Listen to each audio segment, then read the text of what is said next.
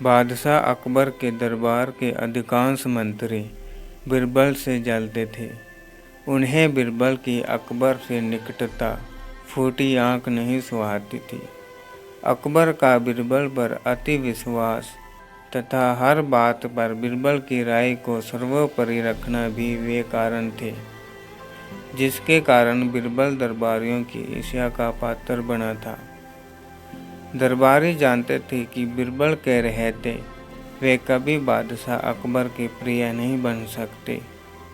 एक बार उन्होंने बीरबल को अपने रास्ते से हटाने के लिए साजिश रची और इस साजिश में उनका सहायक बना बादशाह अकबर का नाई।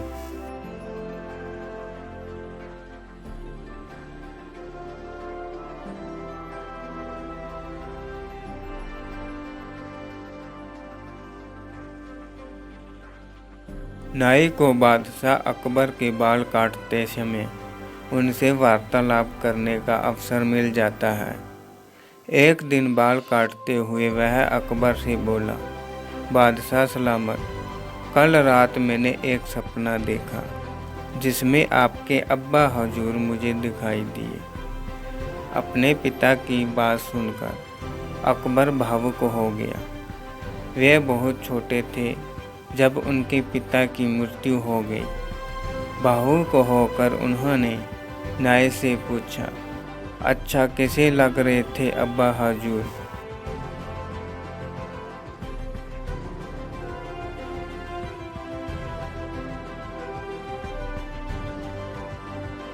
अपनी बात में अकबर को रुचि लेते देखकर नाई ने अपनी चाल चल दी।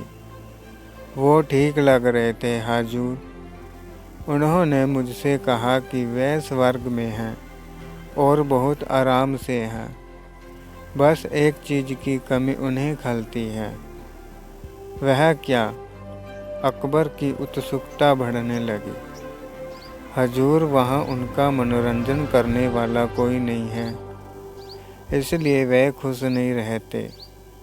स्वर्ग से जब भी वे बीरबल को आपको लतीफ़े सुनाते हुए देखते हैं तो सोचते हैं कि काश बीरबल उनके पास होता। उन्होंने आपके लिए पैगाम भिजवाया है कि बीरबल को उनके पास स्वर्ग भिजवा दिया जाए।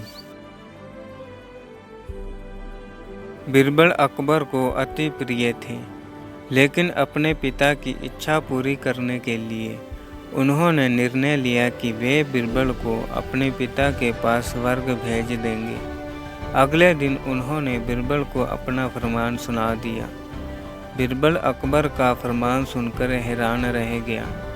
पूछने पर अकबर ने नाई के स्वप्न की बात बीरबल को बता दी। बीरबल को समझते तनिक भी देर न लगी कि यह दरबारियों की उसके खिलाफ साजिश है और इस साजिश में नाई भी उनके साथ है। लेकिन अकबर के आदेश की अवहेलना करने का साहस उसमें नहीं था।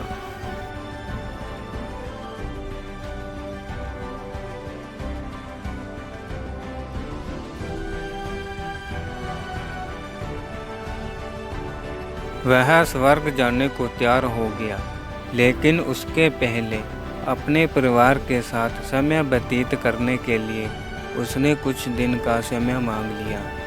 घर पहुंचकर उसने सारी बात अपनी पत्नी को बताई, जिसे सुनकर वह चिंतित हो गई।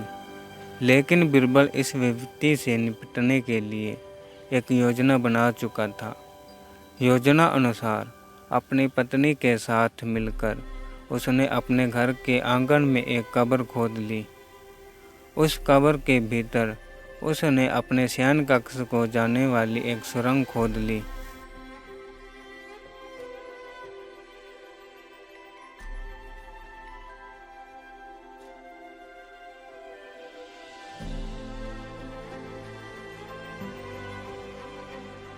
कुछ दिनों तक घर पर रहने के बाद बीरबल अकबर से मिला और बोला, जहाँपना, अब मैं आपके पिता के पास स्वर्ग जाने को तैयार हूँ, किंतु आपसे मेरा एक निवेदन है कि मेरे परिवार की परंपरा अनुसार मुझे मेरे घर के आंगन में ही जिंदा दफना दिया जाए। अकबर बिरबल की बात मान गए और उसे उसके घर के आंगन में बनी कब्र में जिंदा दफना दिया। योजना अनुसार बिरबल कब्र से लगी सुरंग से होते हुए अपने घर आ गए। उसके बाद 2 महीने तक वह घर पर ही छुपके रहा।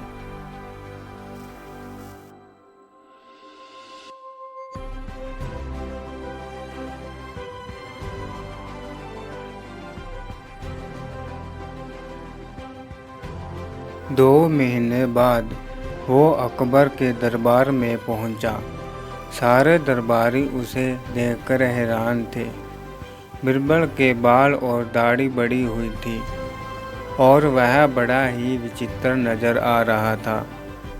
उसे इस अवस्था में अपने सामने देखकर अकबर ने पूछा, बिरबल तुम वापस आ गई? हमें बताओ हमारे अब्बा हजूर कैसे हैं और तुमने अपनी ये कैसी हालत बना ली है? सब ठीक तो है? जी जहाँपनाह, स्वर्ग में सब ठीक है। मैं आपके पिताजी से मिला और उन्हें खूब सारे लतीफ़े सुनाकर उनका मनोरंजन भी किया। आपके पिताजी खुश भी बहुत हुए। लेकिन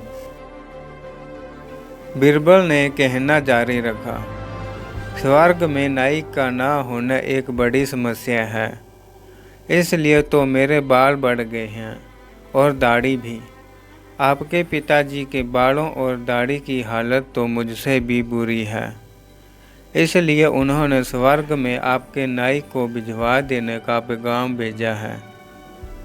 इत्तेफाक से नाई भी उस दिन वहीं था।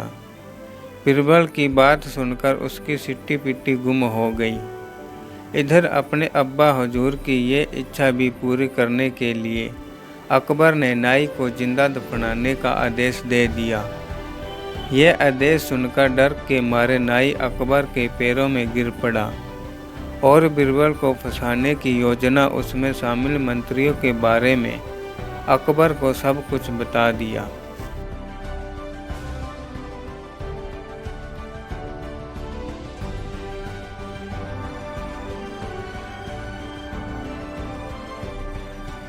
फिर क्या था, साजिशकर्ताओं को उनकी साजिश की सज़ा मिलनी ही थी।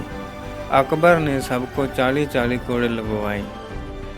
आप सभी का बहुत बहुत धन्यवाद और आप हमारे चैनल को सब्सक्राइब जरूर करें। धन्यवाद।